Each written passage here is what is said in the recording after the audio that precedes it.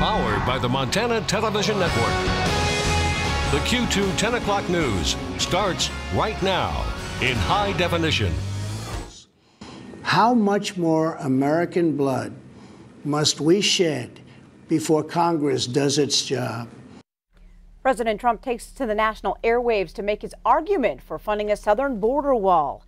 Good evening, I'm Jeanelle Slade. And I'm Russ Riesinger. Full coverage of the president's speech just ahead, but first, two breaking stories just into the Q2 newsroom. This is video from our first Interstate iCam of a fire in Lockwood tonight. A trailer fully engulfed in flames at 234 Lomond Lane. Now, this all broke out around 9 o'clock tonight. There are reports of power lines sparking around the home. At this time, we don't know if there were any injuries or a cause of the fire. We do have a reporter there on the scene. We'll update you with any additional information just as soon as it comes in. Now, also news tonight that a third grade Billings student brought a handgun to Washington Elementary School today. School District 2 Superintendent Greg Upham tells Q2 school authorities were made aware of that incident at the end of the school day.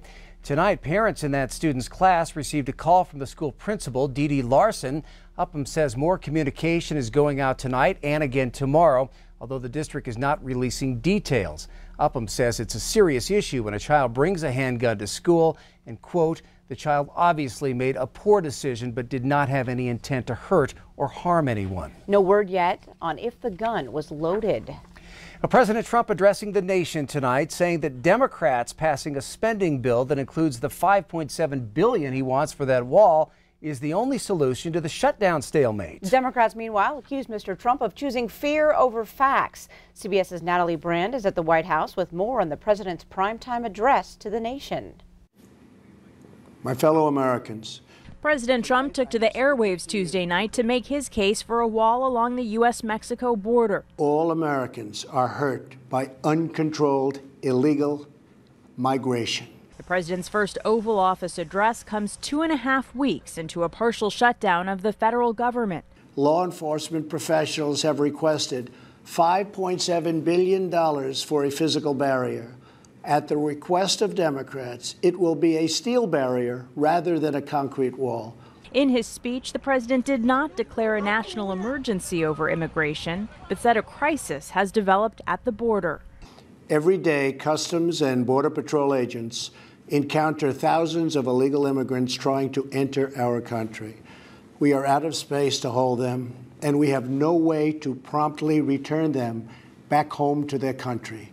The president's address was followed by a response from Democratic leaders. They've said they will not negotiate with the White House until the government has been reopened.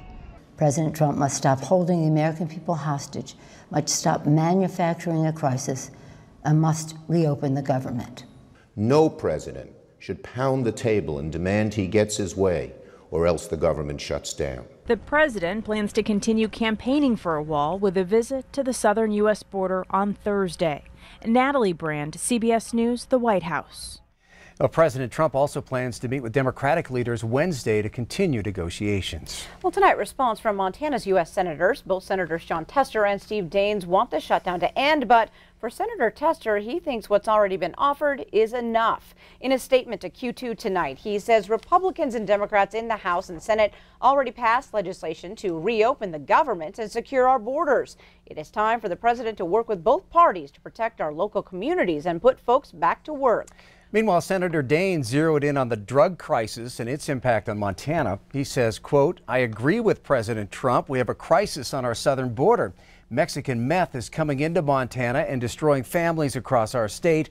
Congress must come together and do the right thing. Now, Stockman Bank offering a helping hand to those affected by the government shutdown. The Montana Bank is offering assistance in the form of deferred loan payments for furloughed government workers.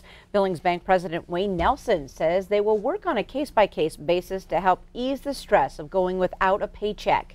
Nelson says the deferred payments are huge because they can help to keep a person's credit score intact. You know, we're a community bank based only in Montana, so we've done this in other cases like with wildfires and large layoffs of various employers across the state. So this is one of those things where I knew it hit a pocket of our customers, and just to be proactive and let them know that, you know, kind of they can stop worrying about it, you know, as much as they can. Once the shutdown is over, the bank will restructure debt for borrowers as necessary. A monumental day in Washington for a Montana man as the U.S. Supreme Court heard oral arguments on tribal treaty law. That hearing is a first for Clavin Herrera, a Crow man named in the case, but not a first for tribes across the nation, is the issue of whether historic treaty rights hold up in modern day times. Herrera appeared with members of the Montana ACLU as that hearing got underway in our nation's capital. He was citing for hunting elk in the Bighorn National Forest in Wyoming without a license and out of season. Herrera believes hunting is lawful under the 1868 Treaty of Fort Laramie. Wyoming game wardens contend Herrera violated laws on occupied land, and the tribe treaties ended when Wyoming became a state. A decision isn't expected until later this spring or summer. The recent death of a 14-year-old lame deer girl now sending concern and a call for action throughout the FBI and the BIA. Today, U.S. Senator Jon Tester released a letter to FBI Director Christopher Wray and Acting BIA Director Darrell LeCount. In it, Tester says the response to Henny Scott's disappearance was inadequate, and she isn't the first. Tester says these delayed, ineffective responses on Indian reservations are a trend. A missing persons report for Henny Scott was filed on December 13th, but the general public was not notified about that disappearance until December 26th. Tester says there needs to be a much higher standard to protect citizens in Indian country. In 2018, at least 24 Native Americans went missing here in Montana, a majority of them women, and some have never been found. In 2016, the National Crime Information Center cited 5,712 reports of slain or missing Native American women and girls. However, only 116 of those cases were logged into a Department of Justice database. Now, a bill to help in reporting and finding missing persons and reducing violence on reservations failed to pass through the House during the last congressional session. And the senator who was leading its way, North Dakota's Heidi Heitkamp, lost in November's midterms. So now Senators Jon Tester and Steve Daines have picked up the bill to take it forward. Democratic Governor Steve Bullock made another pitch for extending Montana's Medicaid expansion today, which provides health coverage to nearly 100,000 low-income adults. He focused on how it benefits businesses whose employees get that coverage. But as MTN's Mike Dennison reports, Republican backers of Medicaid are already working up a bill to extend and reform the three-year-old program. Governor Bullock released a report by his administration Tuesday showing that expanded Medicaid covered low-income workers at nearly 18,000 businesses in Montana in 2017. I think that it's time that we finally fully recognize that the value of Medicaid expansion is as much for our Montana businesses as it is for the Montanans receiving health care. Medicaid expansion uses federal and state dollars to provide health coverage to those making up to 138% of the federal poverty level. For a single person, that's about $16,700 of annual income.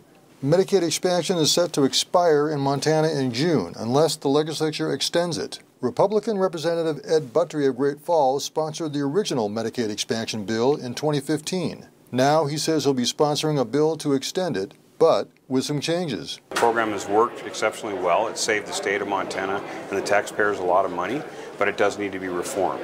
He's calling his bill the Medicaid Reform and Integrity Act and says it will ask those who benefit to help fund the state's share of the cost. If you're utilizing or benefiting from the program, we think you should have skin in the game. That means hospitals, insurers, people using the program. We want everyone to have a part in the success of the program. The details on what that skin will look like for various parties is still being sorted out. Buttrey hopes his bill can be introduced in the next few weeks and get to the House floor as quickly as possible. The chairman of the House committee that will hear the measure says he's on board with an efficient schedule. I'm kind of wanting to move it quicker. It has a tendency to cloud the waters if it sticks around too long. Meanwhile, the governor also made his pitch Tuesday to the State Chamber of Commerce, arguing that Medicaid expansion helps create a healthy and reliable workforce. Governor Bullock is likely putting forth his own bill to extend Medicaid expansion, but with Republicans in control of the legislature, Buttrey's bill is probably the one to watch. At the Capitol, Mike Dennison, MTN News. Well, Medicaid expansion currently brings about $500 million a year of federal money into the state. Well, on the weather scene tonight, from one of the worst winters last year to what's looking pretty mild so far this year, Bob, and it's all about El Nino. El Nino. We're going to show you the current weather pattern here. We got it on the graphic here. Let me show it to you. That's our current weather pattern. We'll notice a big low pressure cell offshore. It's a big storm moving onshore, and it's going to eventually push a lot of moisture into California, and then it's going up into Canada, right? So that's our current weather pattern. This is the El Nino pattern, and take a look. Big low offshore, sticking the jet stream, pushing it right up into Canada, and it's doing the same thing we had before. Now look at all that. As it cuts into Canada, it drops all the way back down to the Midwest, eventually into the New England states. But look what's happening. We're looking at warmer conditions all across the Pacific Northwest and to Montana. Not only that, but now it looks like it's going to be cooler and wetter across the southern half of the country, and that's exactly what's happening right now. We'll have the rest of your local forecast in a few more minutes. All right, thank you, Bob. Well, you may remember back on November 28th, a fire blazed through the building that housed the Habitat for Humanity Restore, the Grindhouse Gym. Well, since then, the community has been helping in any way it can to help get the businesses back on their feet. Fusion Fight League held its Fight for a Cause benefit to raise money for the Grindhouse in December. And today, the league was able to present the owners of the Grindhouse with $21,000. I love what's happened because of it, to be honest. Like, I was sad to lose my location, and I had a really big gym with like everything you needed to train everybody. But now moving out here, we're able to partner with Yellowstone CrossFit. They share the building with us. It's amazing. Like, our community reached out. It's gonna be a long time for to get money from insurance or lawsuits or anything else like that. So yeah, it's a godsend. Well, the Grindhouse is happy to be up and running despite the setback from the fire. It's now located at 2601 Overland Avenue out on the west end of Billings. Coming up, the MDT Road Report is an excellent resource to check before driving in the winter, but how does the Montana Department of Transportation get that information from the roads to the internet? We'll show you. Plus, testing at MSUB is helping athletes find their stride one breath at a time. And in sports, Montana State is searching for a new defensive coordinator. Scott has those details. You're watching MTN News with Jeanelle Slade and Russ Riesinger. Storm Tracker weather with Bob McGuire. And sports with Scott Breen. This is the 10 o'clock news on Q2, Montana's news leader.